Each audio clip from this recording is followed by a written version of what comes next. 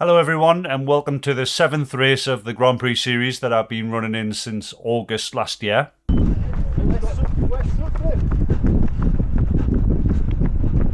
Is he meant to start with us as well? Yeah. Oh, come on, this is too slow, people. Are supposed to be push on, come on. Coast and right left. Turn it wrong. Go on, Sue.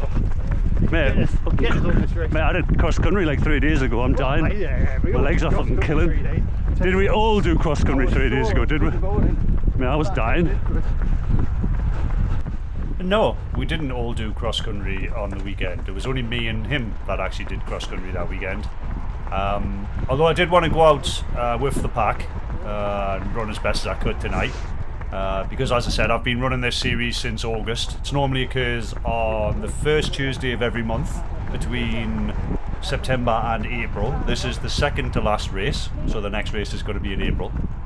And I'm currently leading the series. Obviously it's a handicap race. So tonight my handicap was 20 minutes and 30 seconds, as in I went out 20 minutes and 30 seconds after the first person went off. We tend to go off in 10 to 20 second intervals. So I've got a pack of about 6 people here with me, 2 of which are my coaches. As I said, one of them ran a cross country with me on the weekend, but he's doing an ultra this weekend, so he was going to take it easy. So I just tried to go out with Cheryl and Paddy, who are here in front of us, and just go with them.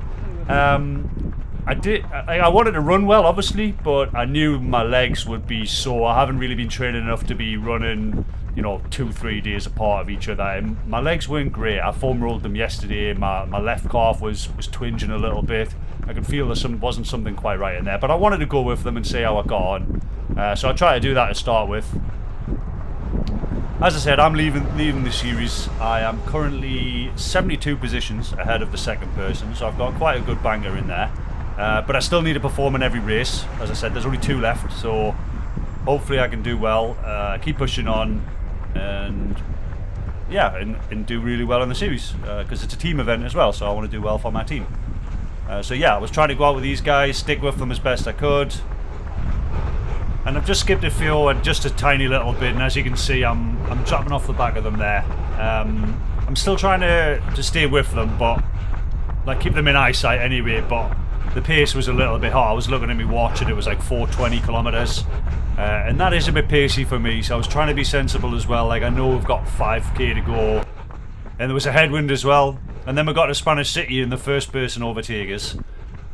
Normally I get quite a long way into the run before I start getting overtaken, and Dave Quinn overtakes me. He started about 20 seconds behind me, so he's a quick lad, so I'm not sure how I'm that close to him, to be honest. And ideally, I was looking at this to run about 4:30 per kilometre, which is about the same pace I've run the last 2 races. Grand Prix 4 I ran at 24:38. Grand Prix 6, because 5 was cancelled, I ran at 24:52, so about 20 seconds slower.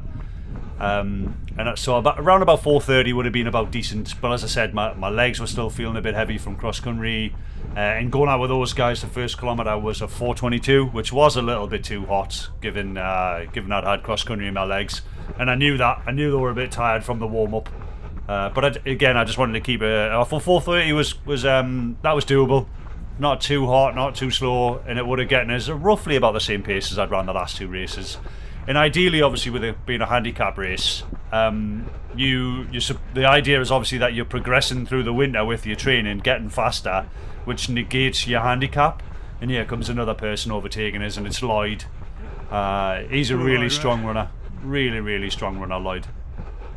So yeah, I was getting picked off every now and again by people, and I just knew there was more and more going to come past us, but just trying to concentrate on my own race, try and keep my pace going.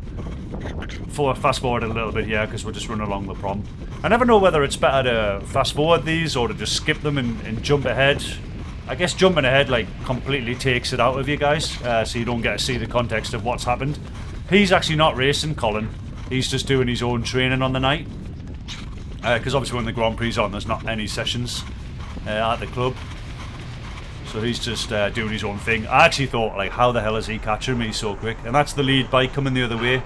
So again, they're a lot further ahead than where they normally are for me. Normally I don't get to see the lead bike until way up the top of this hill. But we'll fast forward it a bit. There's more people coming past us. It's just never stopped really. I think my handicap was really not great for us. I don't know what I'm saying to the camera there. Probably seeing the kilometre splits. And my second kilometre was a 4:36, so I had slowed it down a little bit from that first one. That first one was way too hot. But yeah, 4:36 was that's where I wanted to be. But I knew this one would be a bit slower as well, given that it's got quite a big hill in it. Cheers, guys. And I quite like it downhill, but I think I've said in this videos before watching this pavement here running downhill is full of potholes. I've actually gone over my ankle in training before on this. It's absolutely lethal. But I'm still trying to take advantage of it and just let my legs go, because it's the only downhill we've got, and you've got to come up the other side, so try to pick up a bit of pace. It's pitch black down here, but like on the camera it's a lot worse, obviously. To me it wasn't this bad. And obviously we've got marshals down here with lights, so it's not the worst. And the moon was out, yeah, so like I could see it wasn't too bad, but obviously on the camera it's not the best. And there was a couple of people just before the hill that I wanted to try and pick off, because like obviously going up the other side of the hill is really narrow, and I wanted to get in front of them. And you can see they're wearing torches just ahead of us there a bit. Just ran through the light, so I wanted to get past these two people. I caught one of them just before the corner, because it's like an S and it goes in really narrow. Caught one of them and I caught the other one just at the bottom. So we'll just skip it forward here again. Got to the top of the hill, and we train that a lot actually, getting to the top of hills and just keep pushing. So I just wanted to keep going, keep pushing along. Third kilometre was a 4:43, which isn't too bad considering there's a whopping great hill in there. I know the downhill's in that as well, but 4:43, I wasn't too upset with that. As long as I could hold like 4:30 pace, I was happy, as I said, and I'd already banked a 4:20. But my calf started playing up. The calf that I was whinging about earlier, like I knew it was going to be a bit dodgy, and then I just get picked off by more and more people, and my head started dropping a bit. But ultimately, there's nothing you can do about people that are faster than you. They're behind you because they're faster than you. And then obviously we get a lot of kids joining in, and it is what it is. But you know, I'm trying to take advantage of this little downhill as well.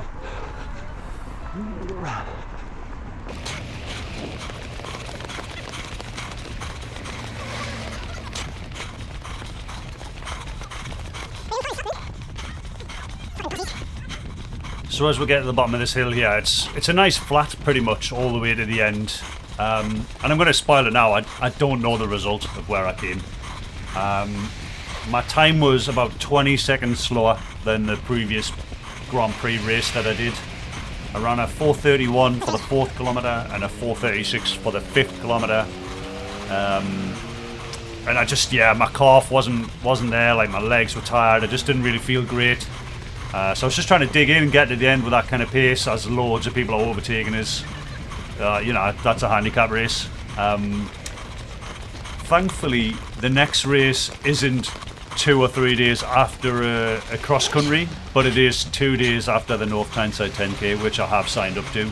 So I don't know what I'm going to do there. I'm thinking I might try, I'll have a look at the results from this and see where I am, because this obviously wasn't a very good race. So when I got to the end, there were a lot of people already ahead of us. So we'll have to have a look to see which one I give the most effort. Likely to be this one, because as I say, it's a team race. And I was leading. I don't know if I will be after this race. We'll have to wait for the results to come out. If I'm still winning the Grand Prix, I think I'll give that race, because that's an 8K, and it starts at the lighthouse.